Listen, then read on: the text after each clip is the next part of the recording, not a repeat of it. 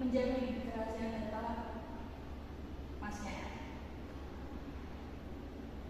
Baik, sebelum kita mulai wawancara pada hari ini, izinkan saya untuk memperkenalkan diri. Perkenalkan, nama saya Taulay Pramesti. Saya dari Fakultas Psikologi angkatan 24. Dan mungkin dari Mas sendiri bisa memperkenalkan diri. Oke, sebelumnya izin memperkenalkan diri. Nama saya Josan Javier. Saya dari Fakultas Teknik, program studi teknik mesin angkatan 24. Baik, tujuan wawancara pada siang hari ini adalah untuk menggali potensi yang Mas Fier miliki untuk wawancara kerja pada siang hari ini. Baik, sudah siap? Siap. Oke, kita mulai kompetensinya ya.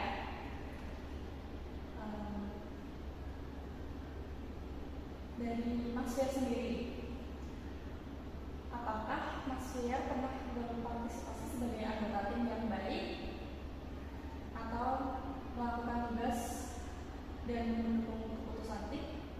Oke, baik. Jadi sebelumnya saya adalah seorang aktivis organisasi kepemudaan.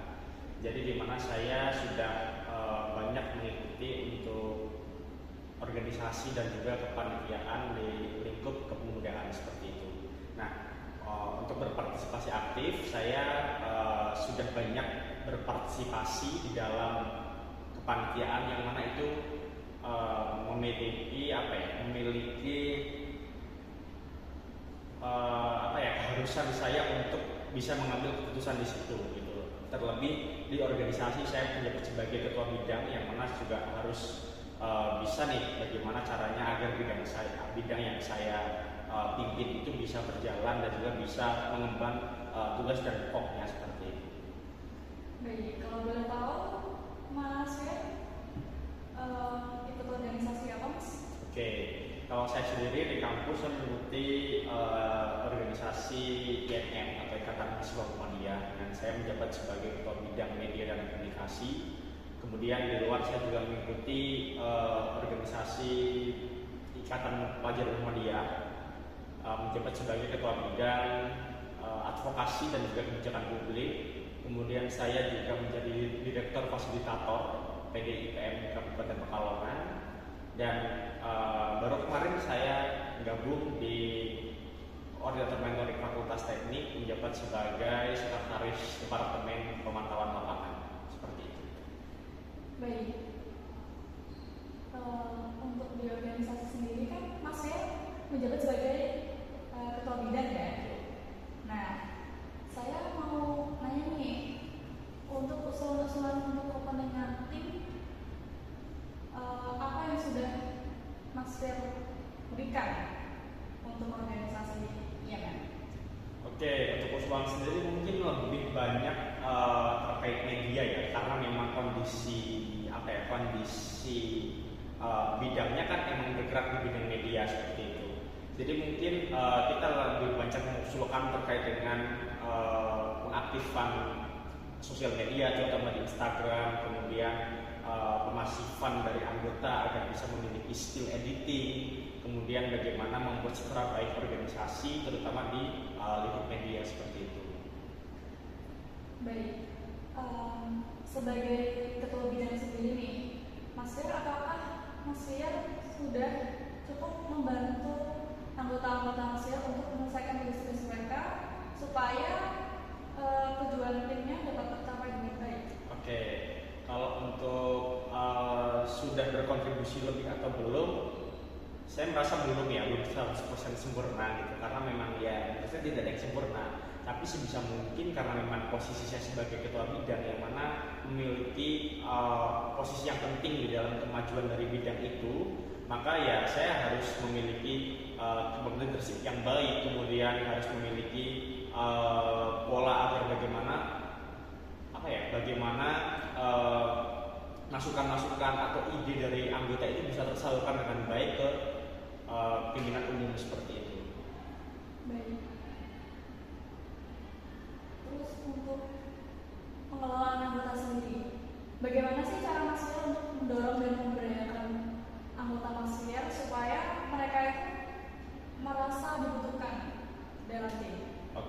saya sih lebih itu ya, lebih memberikan tanggung jawab terutama karena memang kebetulan kalau di bidang media komunikasi itu kita ada tanggal atau kalender yang memang itu sudah terstruktur dari awal periode. Jadi siapa yang menjadi penanggung jawab pembuatan pamflet ini siapa, pengaktifan IG siapa, kemudian yang membuat akun YouTube siapa, yang mengelola siapa, seperti itu. Jadi orang-orang akan merasa oh saya itu emang tugasnya di sini gitu, oh saya itu merasa dibutuhkan di sini. Jadi sebisa mungkin saya harus berkontribusi lebih untuk kemajuan organisasi seperti itu. Baik. Untuk aspek berikutnya, bagaimana sih Mas Heri itu memberikan prioritas yang lebih tinggi kepada tujuan tim dibandingkan dengan tujuan pribadi? Oke, kalau tujuan tim mungkin itu sesuatu yang wajib ya ketika kita masuk ke dalam organisasi. Karena memang di situ kita juga harus memanut azas bahwasannya kita harus mementingkan kepentingan organisasi dibandingkan kepentingan individu seperti itu. Jadi mungkin ya harus tertanam dari awal kita masuk, dan mungkin kita juga bisa memberikan ideologi lah kepada kader terutama agar memiliki azas atau pemikiran yang sama gitu, bahwasanya kepentingan organisasi itu lebih penting dibandingkan kepentingan individu seperti itu. Baik. Untuk Mas Heri sendiri, Mas Heri kan sebagai kabit ya. Nah, jika Mas Heri melihat kelemahan tim dan mengantisipasi kemungkinan hambatan yang akan terjadi, bagaimana sih cara Mas Heri mengatasi hambatan tersebut? Oke, kalau kelemahan tim mungkin kita lebih ke kelemahan karena kesibukan ya, karena kesibukan masing-masing. Karena kita juga masih dalam satu fakultas, di fakultas teknik, yang mana kita juga ada praktikum, kita ada laprab, kita ada asistensi, yang mana itu cukup cukup menguras energi, sehingga mungkin untuk organisasi itu agak dikesampingkan gitu, karena seperti itu. Nah, namun saya sebagai kabit pun merasa kayak itu sebuah hal yang maklum, tapi bukan berarti kita harus lepas tanggung jawab gitu ya. Karena dari awal masuk pun kita sudah diberikan kayak ideologi lah, bahwasannya kita harus menerapkan prinsip 3 tertib dalam organisasi gitu. Yang pertama ada tertib beribadah, kemudian tertib belajar, dan juga tertib berorganisasi. Jadi range-nya kayak tingkatannya itu untuk belajar itu lebih tinggi dibandingkan organisasi gitu. Nah, sehingga mungkin ketika anggota bidang itu tidak mementingkan organisasi dibandingkan belajarnya, dia itu sebuah hal yang maklum karena memang dalam tingkatannya seperti itu. Nah, cara mengatasinya kalau saya sebagai kabit itu saya membuat tanggal atau jadwal jauh-jauh hari. Jadi siapa yang membuat pamflet di tanggal sekian, siapa yang membuat pamflet di hari sekian gitu. Jadi kita juga tahu nih mengantisipasi, oh tanggal segitu saya sibuk gitu, oh berarti saya harus buat jauh-jauh hari seperti itu sih. Baik, pertanyaan terakhir dari saya untuk Mas Heri, bagaimana sih Mas Heri melakukan kolaborasi dengan tim lain sehingga dapat tercipta inovasi dan sinergi yang bagus ke depannya untuk tim? Oke. Kalau di organisasi memang kita harus menerapkan prinsip kolektif kolegial gitu ya, dalam arti saling melengkapi. Nah, kita di bidang media pun harus berkontribusi lebih terkait dengan organisasi karena itu mencakup citra organisasi, terutama di media seperti itu. Tapi kita juga butuh konten apa yang mau dimasukkan, kemudian kita butuh masukan-masukan dari bidang lain. Nah, sehingga itu kita harus berkolaborasi sama mereka. Gitu. Jadi mungkin kita berkolaborasi sebagai media partner atau kita sebagai tim medianya dari mereka. Misalkan kita membuat sebuah kajian isu atau membuat podcast gitu ya, kita bisa memfasilitasi di bidang media, dan bidang-bidang terkait yang lainnya mungkin bisa membahas terkait dengan isu-isu terkini seperti itu. Jadi mungkin itu memang sudah seharusnya ya di lingkup organisasi harus prinsip kolektif kolegial dan juga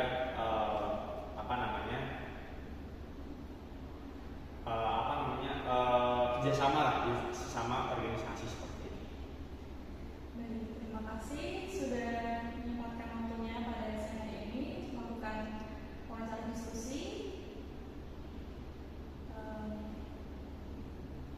Mohon maaf bila saya ada kata atau ada pernyataan yang kurang menyenangkan untuk Mas Heri.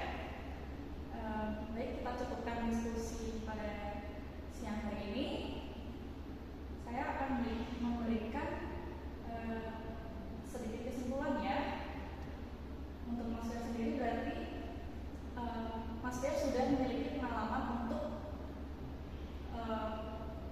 mengelola organisasi dan sudah punya kompetensi dalam teamwork, khususnya sebagai ketua bidang, dan Mas Fier mengutamakan anggota-anggotanya dan juga tujuan dari tim organisasi yang Mas Fier ikuti. Dan Mas Fier juga sudah berusaha untuk melakukan